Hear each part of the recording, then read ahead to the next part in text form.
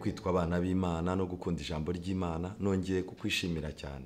Njyewe ndi Musoni Flavier, iyi ni Trust and Obey channel, umurongo dukoresha mu kubwiriza ubutumwa bwiza bw'abamarayika batatu, aho tugiye kwigana cyane ijambo ry'Imana kandi nkushimira cyane uburyo ukomeza kubana natwe. Imana iguha umugisha. Uyu mwanya rero tugiye kwigana icyigisho cyitwa ukwaguka kw'icyaha, umugabane wa kabiri.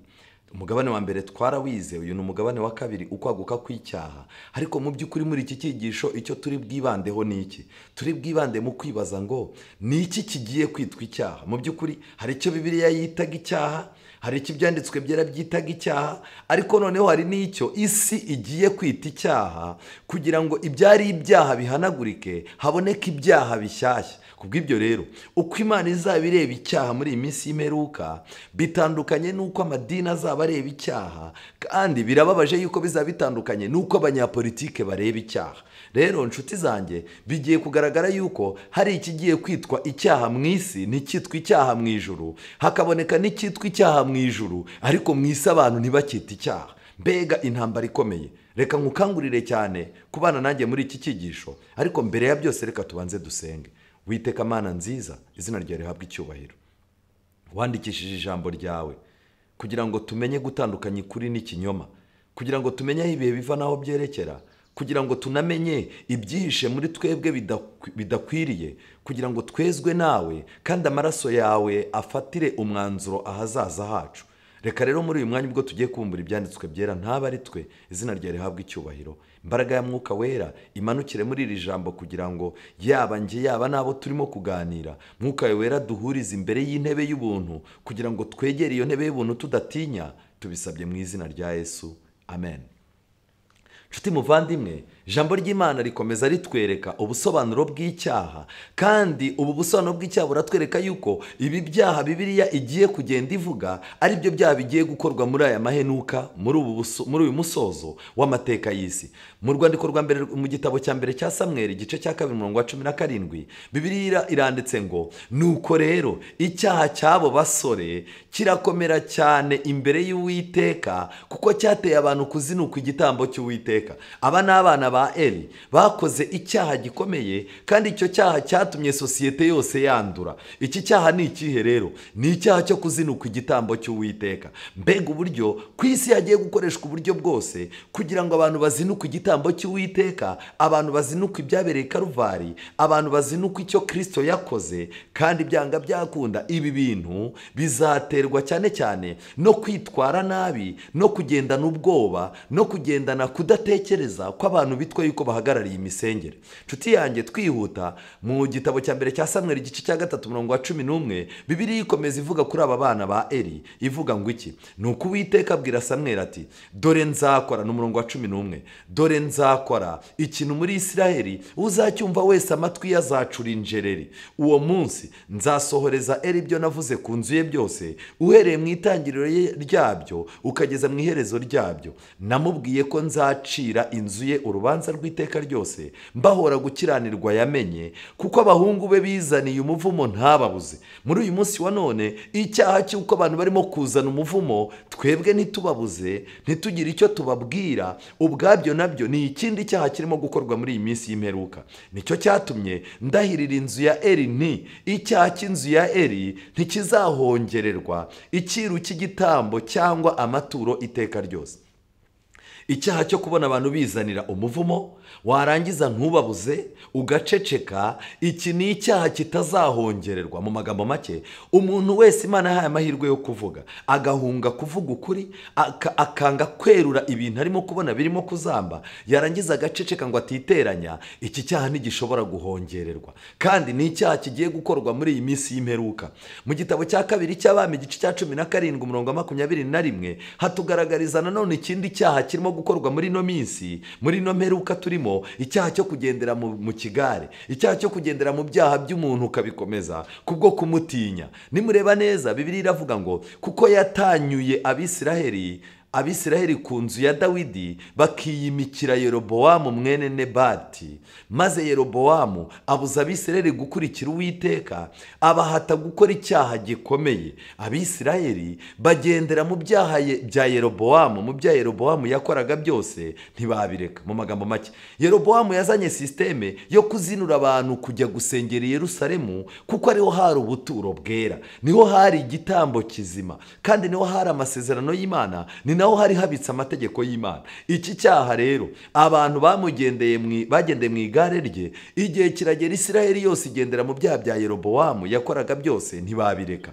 N'uyu munsi wa none najya mbabwire ngo systeme y'isi irashaka kubuza abantu kujya Yerusalemu, irashaka abantu kureka kuyoborwa n'amategeko y'Imana, irashaka kubuza abantu kureka ibyaha byose Imana yavuze, kandi irashaka kubashyiraho ubundi buryo bw'imisengere, ubundi buryo bw'imibereho, ubundi buryo bwo kubona Imana mu ipica nshyashya. Ariko ibi nabyo ni ikindi kibazo. Nehemiya igice cya 3:37 Bibiliya iravuga ngo kandi ntugatwikire gukiranirwa kwabo, n'icyaha cyabo ntikigahanagurwa imbere yawe, kuko babaye ikigusha ku bubatsi. Nshuti zanjye, nagira ngo mbabaze, ni bande ubu barimo kubaka? Ni bande bari gusana inkike muri ino minsi? Hari itorero rimwe ryahamagariwe gusana inkike. Yesaya 58. Yesaya 58. Bibiliya iravuga ngo iki? Yesaya igice cya 58, Bibiliya iragaragaza neza ikintu gikomeye. Umurongo wa 12, Bibiliya iravuga ngo n'abazagukomokaho bazubaka mu matongo ya kera yasenyutse, uzongera gushinga imfatiro zariho ku ngoma nyinshi, kandi uzitwa uwica ibyuho, kandi usibura inzira zijya mu ngo. Amen.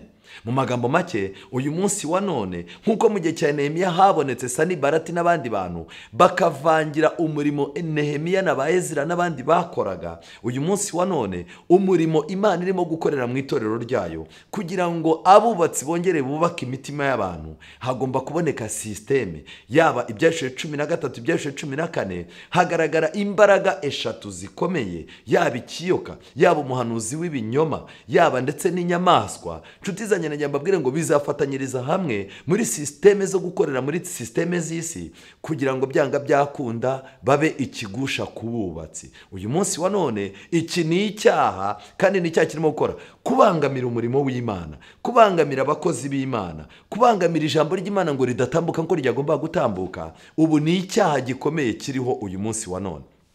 Rero nshuti zanjye, najya mbabwire ngo ikintu kirakomeye. Uyu munsi wa none abantu benshi barimo baricara bakibaza byinshi. Mu rwandiko rwa mbere rwa Yohana igice cya 5:16, Bibiliya iravuga ngo umuntu nabona mwene se akora icyaha kitari cyo kumwicisha, nasabe kandi Imana izamuhera ubugingo abakora ibyaha bitari ibyo kubicisha, abasabire.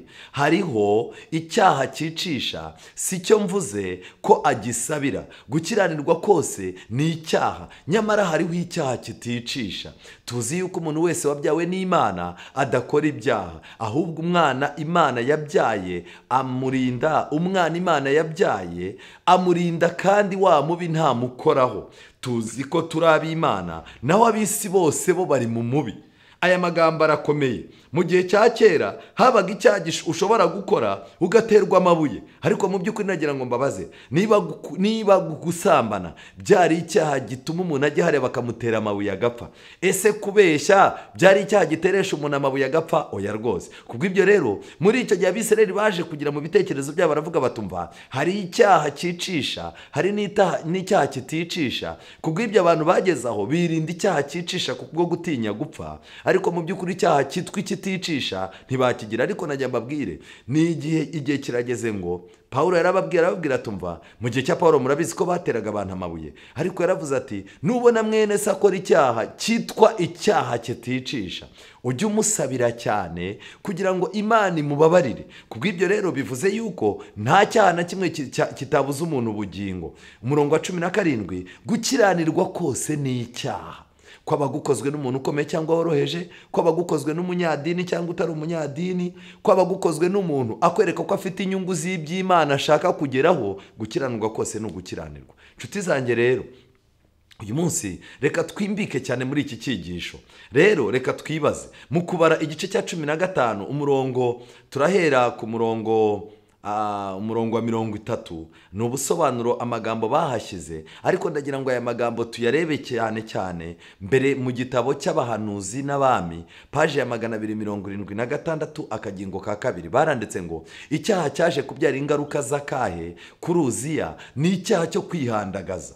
Kwihandagaza ni icyaha kirimo gukorwa muri iyi minsi y'imperuka. Nyamara se iki cyaha yakoze ni ikihe? Uyu mugabo yishe itegeko ry'Uwiteka ryumvikana neza, ryavugaga ko nta wundi muntu ukwiriye gukora imirimo y'abatambyi uretse abakomoka kuri Aroni. Maze umwami Uziya yinjira mu rusengero rw'Uwiteka, yosereza imibavu ku cyotero cy'imibavu. Mu magambo make, yakoze icyaha cyo kwihandagaza. Icyaha cyo kwihandagaza ni icyaha cyo gukora ibyo utemererwa gukora. Mbega uburyo iki cyaha kirimo gukorwa n'abantu benshi. Uyu munsi wa none hari ababwiriza bashaka kuba banashyingira kandi atari abapasitoro. Hari abantu bashaka kuba bakwakira icyacumi kandi bataragitorewe. Hari n'abashaka kukirya. Yewe abantu arimo aricara akavuga ati pasiteri nawe ni umuntu usanzwe nkanjye, ibyo akora nanjye nabikora, ntibakajye badutera ubwoba. Kugeza ubwo uyu munsi wa none tugiye gutangira kubona abantu bakora icyaha cyo kwihandagaza. Rero birakomeye cyane. Uziya amaze kwinjira abagiye gutamba atari umutambyi, Azariya umutambyi mukuru ndetse n'abari bamwungirije barabirwanyije cyane kandi baramwinginga kugira ngo areke umugambi we. Baramubwiye bati ahahera uhave kuko warengereye kandi ntibizaguhesha icyubahiro kivuye ku Uwiteka. Iki cyaha ni mu bisoma neza muzasanga byanditse mu rwa kabiri rw'ingoma, igitabo cya kabiri cy'ingoma, igice cya 26 umurongo wa 16 kugeza kwa 18. Ariko uyu mugabo Uziya yari umunyapolitiki, ariko igihe cyarageze ashaka kurengera ngo ajye no gukontorora iby'imisengere. Mbega uburyo leta zo mu isi uyu munsi wa none uretse kuba zisanzwe ziyobora, zirimo zirashaka no kuyobora imisengere, noneho byarangiza zirashaka kugera ubwo zizayobora n'umutima nama w'umuntu. Ariko najya mbabwira inshuti zanjye, ibi bintu ntabwo bizaba icyubahiro. Abantu bakwiye kumenya iby'Imana yabahaye gukora, kuko buriya abanyapolitike nabo ni abakozi b'Imana mu buryo bwabo. Imana ifite uko ibashyiraho kugira ngo bagire icyo bamarira sosiyete, ariko nanone Imana ifite abandi bitwa abakozi bayo bashinzwe iby'umwuka. Ni ikosa rikomeye rero, kandi muri no minsi y'imperuka icyaha cyo kwihandagaza kigiye gukorwa, aho leta zigiye gushaka uburyo zigenzura amadini, ariko bikanamanuka kugeza ubwo zigenzura n'umutimanama n'ibigomba kwizerwa. Twihuta, Uziya yazabiranyijwe n'uburakari butewe n'uko we nk'umwami yacyashywe bene ako kageni. Nyamara ntiyemerewe guhumanya ubuturo bwera, atumvira kumwamagana gushyize hamwe kw'abari mu myanya y'ubuyobozi. Igihe yari agihagaze ku cyotero cy'imibavu akigometse kandi arakaye cyane, yahise agerwaho n'igihano cy'Imana. Yahise asesa ibibembe mu ruhanga rwe, abuze uko agira, yihutira gusohoka ubutazongera kwinjira mu rugo rw'inzu y'Uwiteka. Uziya yakomeje kuba umubembe kugeza igihe yatangiye nyuma y'imyaka runaka. Urwo ruba urugero rwerekana ubupfapfa bwo gutandukira ijambo ryumvikana rivuga ngo ni ko Uwiteka avuze, ariko umuntu ukora icyaha yihandagaje. Ubwo ngeze mu kubara igice cya 15 umurongo wa 30. Umuntu wese ukora icyaha yihandagaje, naho yaba akavukire cyangwa umusuhuke, uwo muntu aba atutse Uwiteka. Nuko rero uyu muntu nakurwe mu bwoko bwe. Icyaha cyo kwihandagaza kigiye gutuma abantu batandukana n'itorero ry'Imana, kigiye gutuma abantu benshi bagaragara uko bari. Mbega uburyo ubuhanuzi bwihuta. Mu gitabo cy'Ibifuzwa ibihe byose paji ya 559 baranditse ku kagingo ka 3 ngo amagorwa, imiruho cyangwa ubukene si byo bitesha agaciro umuntu, ahubwo ni icyaha. Icyaha kibuza amahwemo, kikabuza umuntu kunyurwa. Icyaha cyo kutanyurwa kirimo kirakorwa muri iyi minsi y'imperuka kandi cyabujije abantu amahwemo. Kristo ashaka ko abagaragu be bitangira iyo mitima irembejwe n'icyaha. Ni misiyo yacu kugira ngo twite kuri aba bantu barembejwe n'icyaha. Mu gitabo cy'Ibifuzwa ibihe byose kandi paji ya 50 baranditse ngo urugero rwa Yesu rwahoraga rubatera uburakari. Yangaga ikintu kimwe mu isi, icyo ni icyaha. ibintu Kristo yangaga bya mbere, Kristo yangaga icyaha. Ntiyashoboraga kubona igikorwa kibi ngo cye kumutera agahinda ngo bishoboke ko yakwiyumanganya. Imbere y'aho icyaha kiri, Kristo ntiyabashaga kwiyumanganya. Ariko uyu munsi wa none abayobozi runaka bashobora kwiyumanganya, abavugabutumwa bashobora kwiyumanganya, ndetse kenshi na kenshi kuvuga ukuri bishobora gusa nk'aho bibuze. Hagati ye n'abiyitaga ko bubahiriza amategeko aribo biyerurutsaga by'inyuma bagahisha ko bakunda icyaha. Mu magambo make, Kristo yangaga icyaha, ahubwo wasangaga abavugaga ko bashinzwe kurwanya icyaha aribo b'abayobozi b'amadini mu gihe cye, wasangaga ahubwo aribo bakunda icyaha ariko bakabihisha. Nshuti zanjye, nagira ngo twihute turebe ni iki kigiye kwitwa icyaha rero. Ndagira ngo turebe hano mu kinyamakuru, hari website nashyize hariya. Uyu munsi wa none murabizi neza, Papa Francis, reka turebe amakuru agezweho. Papa Francis yahamagaye byihutirwa abanyapolitike b'isi kugira ngo bashake uburyo bahangana n'ikibazo cya climate change, kandi yavuze yuko byanga byakunda kutita ku bidukikije. Noneho abantu ntibabyiteho ari ikibazo. Yagaragaje kandi yuko abakristo basanganywe imigenzo yo gufasha kugaburira abantu ndetse no gusura abarwayi. Yavuze yuko kwita ku kirere, climate change, nabyo bigomba gushyirwaho ngaho.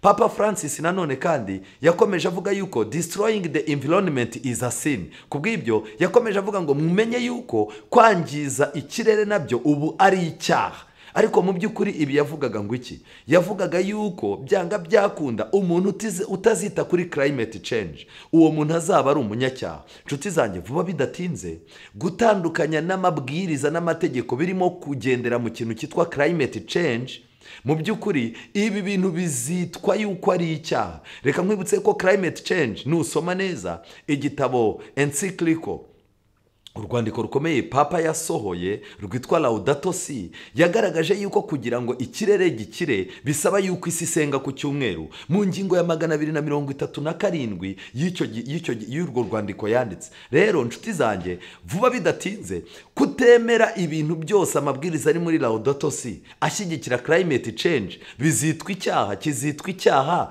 cyo kudashyigikira, cyo kwangiza kwangiza environment, ibidukikije. Iki rero ni icyaha gishyashya kigiye kuboneka. Rero yakomeje akangurira abayobozi b'amadini n'abandi yuko bagomba kwita cyane kuri climate change. Ariko climate change yihishemo uburyo bwinshi budasanzwe. Ibi nabyo bigiye kwitwa icyaha. Ikindi kandi hano nanone kuri website ndimo kubereka, Papa yagaragaje ikintu gikomeye asobanura icyaha cyitwa fundamentalism. Fundamentalism ni icyaha gishyashya abantu bagiye. Fundamentalism se ni iki? Ni abantu bashaka kuyoborwa n'abantu batemera guhindurwa n'impinduka yaje. Bavuga bati njyewe ibyo nizera ngibi, ibyo ngenderaho ngibi, kandi ijambo ry'Imana rimbwiye byanga byakunda Bibiliya yivuze, ibivuze nta wundi muntu wavuga ngo numve. Abo bantu rero ubu isi igiye kubita aba fundamentalist. Mu magambo make baranditse ngo, Papa yararimo kubisobanura, website nayishyizeho hariya murayibona kuri screen zanyu. Baranditse ngo at more fundamental level, fundamentalism is not religious because it is not what religion is about. Yaravuze aravuga ati nubwo bigaragara yuko fundamentalism ari abantu baba mu bintu by'imisengere, ariko si imisengere, si iyobokamana ubwaryo, kuko banyurana n'ikiyobokamana rikeneweho. Religion is about our relationship to God. Kubw'ibyo iyobokamana rigendanye n'isano yacu ku Mana. It is about what God does for us. Kubw'ibyo rero iyobokamana rigendereye icyo Kristo yakoze ku bwacu. Kubw'ibyo his mercy, his love, his care for us. Magambo make iyobokamana rigomba kwibanda cyane ku rukundo Imana yadukunze, ku buryo Imana yatwitayeho, n'ubuntu Imana yatugiriye. Arangije Papa Francis ahita avuga ngo religion is not about doctrine. Mu magambo make iyobokamana ntirigendereye ikintu cyitwa amahame. Vuba bidatinze rero byanga byakunda kuba uri umuntu uba mu bintu by'iyobokamana ariko warangiza ukabubandaraye ku mahame adahinduka ya Bibiliya, nabyo bigiye kwitwa icyaha. Mu magambo make barabyero baravuga ngo religion is not about doctrine. Niba ushaka kugendera kuri doctrine, amadini agomba gusenya ibyo bita doctrine. Doctrine rero ni amahame. Uyu munsi wa none itorero ry'Imana rifite rifite amahame arigenga 28 akomoka mu byanditswe byera, kugira ngo rero iri torero ryemerwe mu ruhando mpuzamahanga ndetse rishyigikirwe mu bintu runaka rishaka kugeraho, byanga byakunda nuko rigomba kuba iyobokamana ariko ridafite amahame. Nguyu umugambi. Niyo mpamvu amadini agomba guhuzwa kandi ibintu byose yatandukanyaga bigasengwa. Uyu munsi wa none iki ni ikintu gikomeye. Kugendera ku mahame vuba bidatinze bigiye kuzitwa icyaha.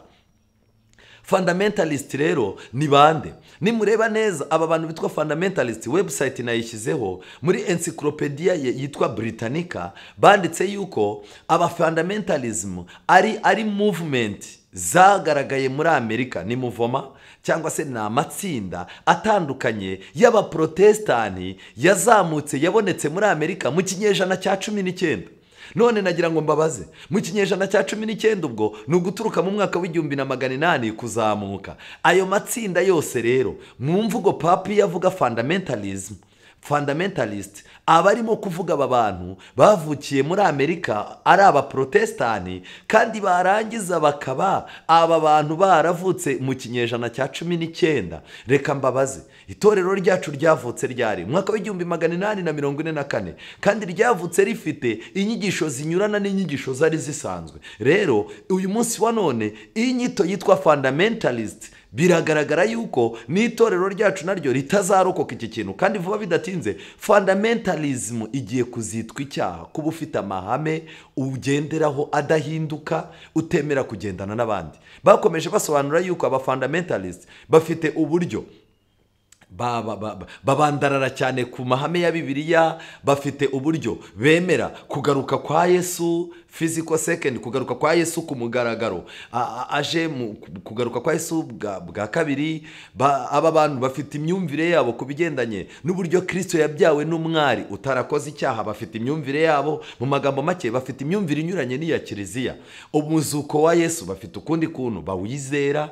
Atonement ibigendanye n'uburyo abantu bababarirwa, uburyo abantu bahabwa igitambo bakababarirwa, ubutambyi bwa Kristo bafite uko babufata.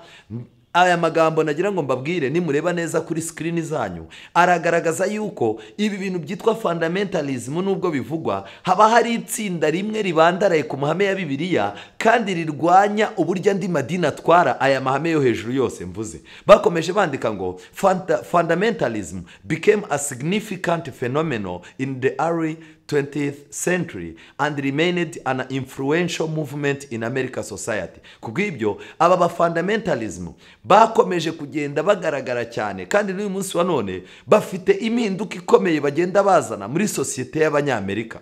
Ndetse bagakomeza bavuga ngo rero ni iki Christian fundamentalist ni iki? Baranditse baravuga ngo well, it is basically someone that believes the Bible is literally true. Abantu bose bizera Bibiliya bakemera yuko buri somo ryose ryanditsemo uko ryanditse ari ukuri. Abo bagiye kwitwa aba fundamentalist.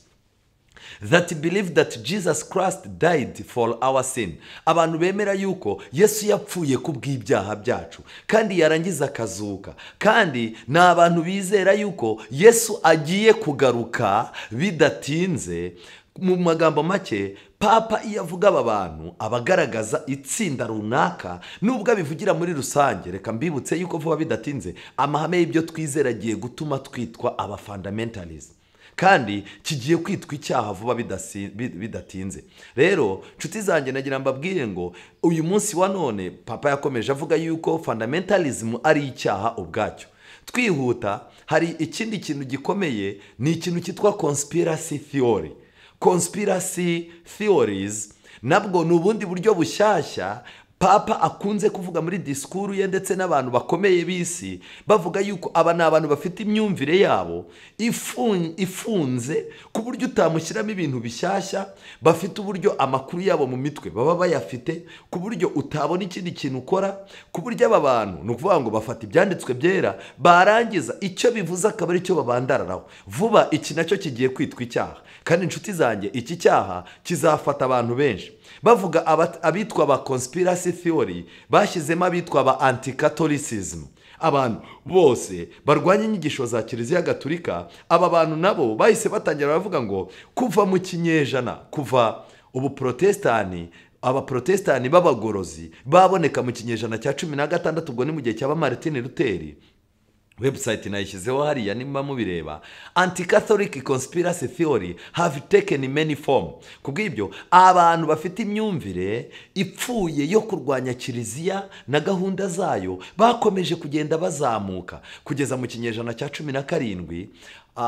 Popish plot allegations hagiye haboneka abantu benshi bakreminga cyangwa barwanya systeme ya Gatulika, systeme y'ubupapa. Aba bantu bagiye bavuga ibintu bitandukanye. Reka turebe aba bantu bakomeje bagenda bigisha bavuga yuko harimo ubupapa ari antikristo. Bagiye aba bantu ba conspiracy theory zagiye zigisha ko papa antikristo. Bakomeje bavuga yuko byanga byakunda ubugaturika hari ibimenyetso bigaragara yuko bwayobye mu nyigisho zabwo bukaba bwarataye icyerekezo. Bakomeje bashinja kiliziya crimes, ibyaha runaka by'inkoraruguma byagiye biba. Birakomeza biragenda bigera mu 1853 hakomeje kugenda hagaragara inyigisho zivuga yuko kiliziya ari Babuloni. Noneho kandi izo nyigisho zakomeje kuvuga ko kiliziya mu buryo bw'ibanga ikorana n'imyuka y'abapagani na systeme z'abapagani, ndetse kiliziya ikaba ifite ibintu bimwe mu bintu byabaga i Babuloni mu bupagani bwa kera. Conspiracy theory bakomeza bagenda bavuga yuko byagaragaye yuko umwami Nimurodi ndetse n'abami bagiye babanza ba Semiramis bafitanye isano na systeme z'iminsi mikuru kiliziya Gatulika ifite, ndetse harimo za Noheri, Pasika n'ibindi. Abo bantu bose bavuga ibyo bintu bavuga yuko kiliziya yataye babise hano anti-Catholicism kandi barangiye babita conspiracy theory. Mu magambo make muri conspiracy theory bakomeje bagenda bavuga ibintu byinshi. None inshuti zanjye nagira ngo mbabaze, ni irihe dini uyu munsi wa none ryerekana neza ku mugaragaro mu nyigisho zaryo, muri systeme zaryo, mu bibwirizwa byaryo, mu bitabo byaryo, rikerura yuko Roma yataye icyerekezo kandi Roma yayobye, rikerura ibya Babuloni, rikerura iby'iminsi mikuru ya Roma yuko ifitanye isano n'ubupagani bwa kera? Aba bantu vuba bidatinze rero ibi bibwirizwa turimo kubwiriza, ibi bitabo turimo gusoma bigiye kwitwa conspiracy theory. Mu magambo make ibyo twebwe twajyaga twita icyaha n'icyo Bibiliya yita icyaha, uyu munsi wa none kuvuga yuko idini ryayobye ari Babuloni, kuvuga yuko Kristo agiye kugaruka, kuvuga ko isi igiye kurimbuka, bigiye kuzitwa conspiracy theory, byitwa icyaha gihanirwa n'amategeko kuko wavuze nabi irindi dini. Ariko mu by'ukuri Bibiliya ivuga ngo iki? Bibiliya iravuga ngo nimuvuge mwe guceceka, dufite ubutumwa bw'abamarayika 3 tugomba kubwiriza, ariko uyu munsi wa none isi irashaka kuducecekesha. Reka twihuta turebe uyu munsi wa none hari tekinike Roma yakoresheje. Reka nkwibutse Roma yakoze iki ngo yigarurira Abisiraheli, ko ari nabyo bigiye gukorwa. Icya mbere, Roma yapanze gahunda y'amayeri yo gufatanya kubaka urusengero rw'i Yerusalemu kugira ngo bafashe Abisiraheli, kuko gukora finisage byari byarabananiye. Kubw'ibyo rero kuza gufasha Abisiraheli kubaka urusengero rwabo kuri Roma bwari uburyo bugaragaza ikimenyetso cy'ubumwe. Ibi bintu birimo biragenda bisenya systeme amadini yarabayeho n'umwihariko wayo, kandi bizarangira byanga byakunda Roma ifite uruhare mu madini atandukanye. Reka nkwibutse yuko bamaze kubaka urusengero rw'i Yerusalemu, Abaroma bamaze gutanga inkunga, bararebye basanga nta kindi kintu bakora, ku ruhimbi baragenda bahashyira ikimenyetso cyagaragazaga ugukomera k'ubwami bw'Abaroma. Abantu urwo ruhimbi barutangiragaho ibibwirizwa, barusomeragaho za Yesaya na Zaki, ariko mu by'ukuri hari akamenyetso kerekana yuko Abaroma bamaze kugeraho, nubwo bayobora muri politiki isanzwe ariko bafite n'uburyo bayobora aho hantu mu buryo bwihariye. Reka nkwibutse yuko hari abantu babaga mu materaniro bitwaga Abaherode, banekeraga Herode, ariko mu by'ukuri Herode yari munsi y'ubutware bw'Abaromani. Mbega uburyo ubumaneko bukomeye bugiye gukorerwa mu nsengero. Hashyizweho tekinike yo kwishyiriraho abatambyi mu mayeri kugira ngo bajye bamenya ibibera aho ngaho, kuko abatambyi nibo bavugaga rikijyana. Reka turebe igitabo cy'ibifuzwa ibihe byose. wifuzwa ibihe byose. Iyi tekinike nayo izakoreshwa. Wifuzwa ibihe byose, paje ya 17 baranditse ngo mu gihe cy'ivuka rya Kristo ubu bwoko bwari mu muriro w'ubutware bw'abanyamahanga bwabababazaga birenze urugero. Abayuda bari bemerewe gukomeza ubuyobozi bwabo bihariye, ariko ibi nta gaciro byari bifite kuva bari munsi y'ubutegetsi bw'ingoyi y'Abaroma. Babarekeye kuyobora iby'imisengere, ariko mu by'ukuri nabyo nta gaciro byari bifite kuko bari munsi y'Abaroma, cyangwa gukumirwa kw'imbaraga zabo. Abaroma bavugaga ko bafite ububasha bushyiraho kandi bukuraho umutambyi mukuru. Reka nkwibutse, niba bari bafite ububasha bwo gukuraho uhagarariye idini mu rwego rw'igihugu, mu magambo make bakishyiriraho uwabo, yari tekinike yerekana yuko mu by'ukuri n'imisengere aribo bayigenzura mu buryo umuntu atamenya.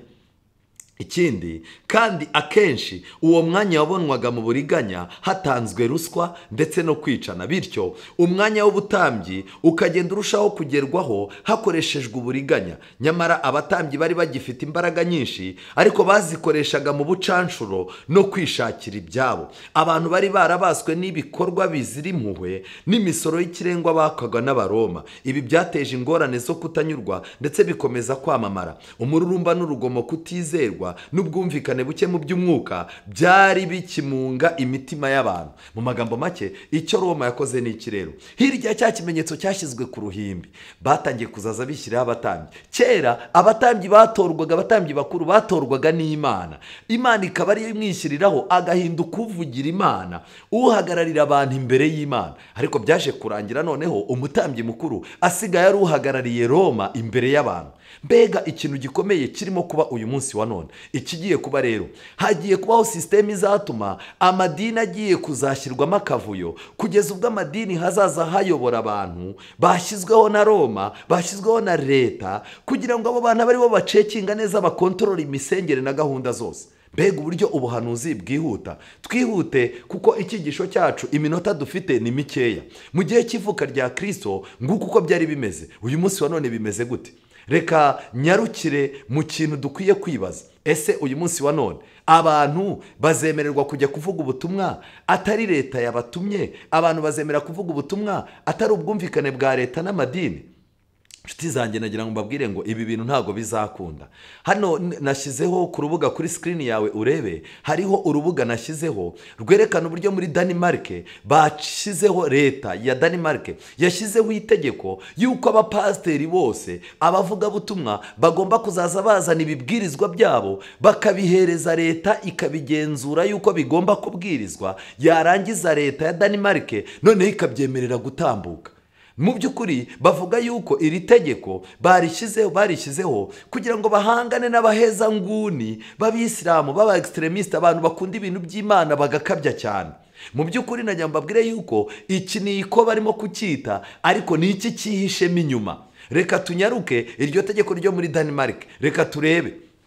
Iri tegeko rigaragaza iki? Rigaragaza yuko hagomba kubaho ibibwirizwa, ndetse abapasiteri bamwe, niba mubireba kuri screen zanyu, abapasiteri bamwe batangiye kuvuga bati ibintu birabangamye, tugira gahunda zitandukanye, tugira imibatizo, tugira ubukwe, tugira imihango yo gushyingura, tukagira ibibwirizwa n'ibiki, none buri kintu cyose tuzaza tukizana tugihe leta. Noneho bashyizeho itegeko yuko kigomba kuba kiri mu rurimi rwa Denmark, icyo bita ikidanish, kugira ngo aba bantu bamenye ibintu iyo biva niyo bijya. Kubera iki? Iyi guverinoma ya Denmark irimo iravuga yuko byanga byakunda ibi bintu aribyo bizatuma bagenzura neza ibikorerwa mu imbere. Rero nshuti zanjye, abantu bamaze, harimo n'Abadage bamaze imyaka irenga 800 basenga bafite amadini yabo muri Denmark, batangiye kuvuga yuko iki kintu kibangamye. Ariko reka turebe ikintu kibyihishe inyuma. Muri The Guardians, ikinyamakuru cyitwa The Guardians, hari umuntu umwe w'umuyobozi ukomeye waganiriye n'iki kinyamakuru cyitwa The Guardians, murabibona kuri screen zanyu. Arangije avuga yuko uwo muntu avuga yuko afite ubwoba yuko n'ibindi bihugu byose birahita bikora kopi y'iri tegeko, byarangiza iri tegeko rigakurikizwa muri ibyo bihugu. Arangije aravuga ati mfite impungenge yuko hagiye kubaho ikintu gikomeye cy'uko iri tegeko rigiye gukwira ku isi yose. nshuti zanjye ni nabyo, kuko noneho twimukiye tunyarukiye muri Amerika ahantu hitwa Houston, abapasiteri baho niba mubireba kuri screen zanyu, nabo bahamagariwe yuko bagomba kuzana ibibwirizwa byabo bakabitanga mbere yuko babitambutsa, bitewe nuko ibibwirizwa byinshi usanga birimo kubangamira gahunda nziza za leta zirimo no gushyigikira abatinganyi. nshuti zanjye rero ugasanga hari ishyirahamwe ryitwa Houston Equal Rights Ordinance, aribyo bita HERO, bagomba kuzaza bashyikirizwa ibibwirizwa bakabigenzura kugira ngo barebe ko bitavangira gahunda ya leta yo gufata abantu bose kimwe, ariyo gahunda yo gushyigikira abatinganyi. Reka twihute rero, twihuta dushaka umusozo w'iki cyigisho. Reka turebe mu ntambara ikomeye paje 270. nshuti zanjye ni iki kirimo kubera iki harimo haratangatangwa iki? Kuki abantu bagomba gufata ibibwirizwa byabo bakabijyana? Ni bande bibasiwe? Ni bande barimo gushakishwa? Intambara ikomeye paje 270, igitabo gito baranditse ngo abamarayika b'Imana bakurikiranaga umusaruro wavaga muri ubwo butumwa bw'imbuzi babyitayeho. Ubwo muri rusange amatorero yangaga ubwo butumwa bw'abamarayika batatu, abamarayika bisubiriragayo bababaye. Nyamara hari hakiriho abantu benshi bari batarashungurwa ku byerekeye ukuri ko kugaruka kwa Kristo. Benshi bayobejwe n'abagabo babo cyangwa abagore babo, ababyeyi babo cyangwa abana babo, maze babemeza ko no gutega amatwi inyigisho bitaga iz'ubuyobe nk'izo zigishwaga n'abadivantisti ari icyaha. Igihe itorero ry'Imana ryatangiraga guturuka mu kinyejana cya 19, twabonye amateka akomeye, hatanzwe gahunda y'uko gutega amatwi inyigisho z'abadivantisti ubwabyo ari icyaha. Kuko inyigisho z'abadivantisti muri icyo gihe, amadini ya kirokore ndetse na kiliziya bitaga inyigisho z'abadivantisti y'uko ari inyigisho z'ubuyobe, ndetse igihe kiragera umugabo akabwira umugore we ati urajya muri ziriya nyigisho turabonana, kuko ziriya nyigisho ni icyaha. Vuba bidatinze rero inyigisho z'abadivantisti zigiye kongera kwitwa icyaha, zigiye kongera kwitwa ubuyobe. nshuti zanjye ni nazo zirimo gutangwa. Abamarayika batumwe kurinda abo bantu b'indahemuka kubera ko undi mucyo wendaga kubarasira uturutse ku ntebe y'ubwami y'Imana. Amen. Mu gihe barimo gutangatanga abantu ngo batiga ubutumwa bw'abamarayika batatu, bagakoresha tekinike zose ngo babutangire, ntibizakunda, kuko abamarayika biteguye kugenda baha abantu kurasirwa n'umucyo. Muri iki gihe hari abantu benshi mu isi birengagiza ibimenyetso bigaragara Kristo yatanze kugira ngo biburire abantu ibyerekeye ukuza kwe. Bashaka uko bacecekesha ibyo babona, kandi bazi mu gihe ibimenyetso by'imperuka bisohora byihuta, kandi isi ikabisatira igihe umwana w'umuntu azahishurirwa ku bicu byo mu ijuru. Pawulo yigisha ko kutita ku bimenyetso bibanziriza kugaruka kwa Kristo nabwo ari icyaha. Abangaba bafite icyaha cyo kwirengagiza. Aya magambo yanditswe mu gitabo cy'ibyakozwe n'intumwa paje 161 akagingo ka 5. Bivuze ngo iki rero? Icyaha kigiye gukorwa ni ikihe? Ni icyaha cyo kwirengagiza ibimenyetso bibanziriza kugaruka kwa Kristo. Tugiye guhura n'abapasiteri, tugiye guhura n'abavuga butumwa bavuga ko nta kintu kidasanzwe kirimo kuba, nta kintu cyabaye. Ese murimo muravuza induru, habaye iki? Isi nta kintu cyabaye, mwitera abantu ubwoba. Ariko nshuti zanjye, abantu bagiye gukora icyaha cyo kwirengagiza ibimenyetso. Imana rero igufashe.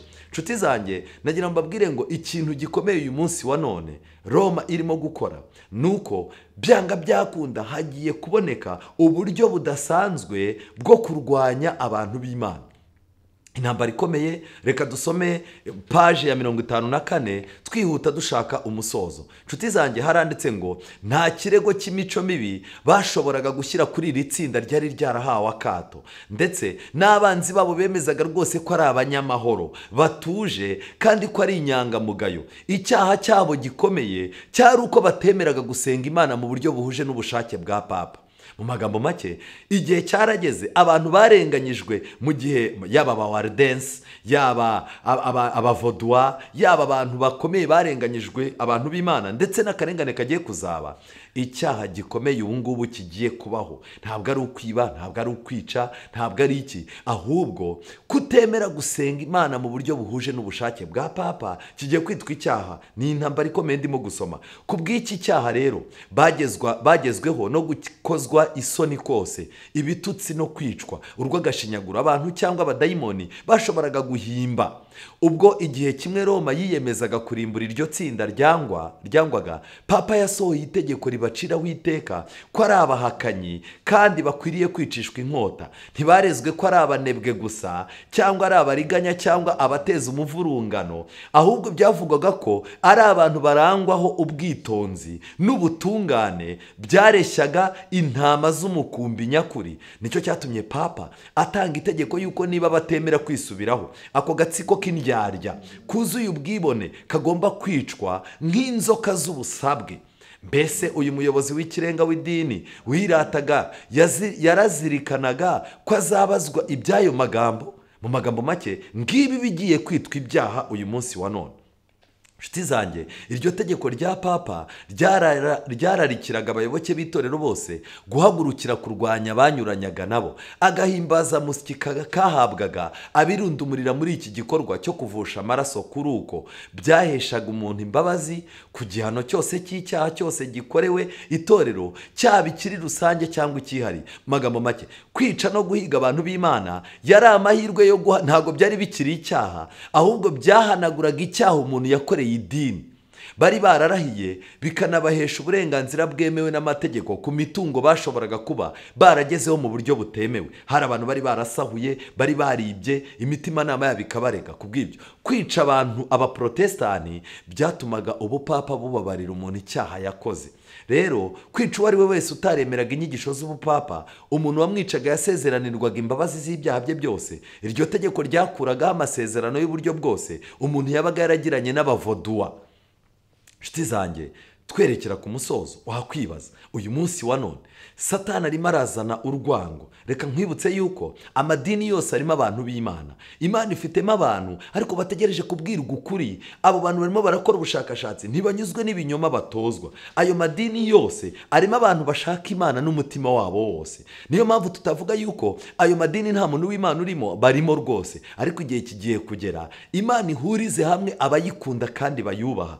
Gusa isi irashirana no kwifuza kwayo, ariko abo bahuwiteka bo barimo barakora ibisabwa n'ijambo ry'Imana.